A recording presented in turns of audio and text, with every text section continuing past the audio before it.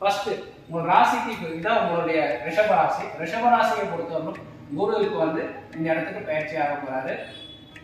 இந்த இடத்துல பயிற்சியாகி உங்களுடைய 5ஆம் இடத்தையும் மற்றும் வந்து 7ஆம் இடத்தை 9ஆம் இடத்தை பார்வையிட போறாரு. இது ரெண்டும் இந்த 3 இடங்களும் வந்து பாத்தீங்கன்னாக்கா உங்களுக்கு மிகப்பெரிய வெற்றியை தரக்கூடிய உங்களுக்கு குழந்தை சார்ந்த பிரச்சனைகள், பூர்வீக சொத்துக்கள் சார்ந்த பிரச்சனைகள் இதெல்லாம் இருந்திருந்தாலும் உங்களுக்கு இதுக்கு அப்புறம் வந்து நிறைய விடிவு காலம் பிறக்க போகுது.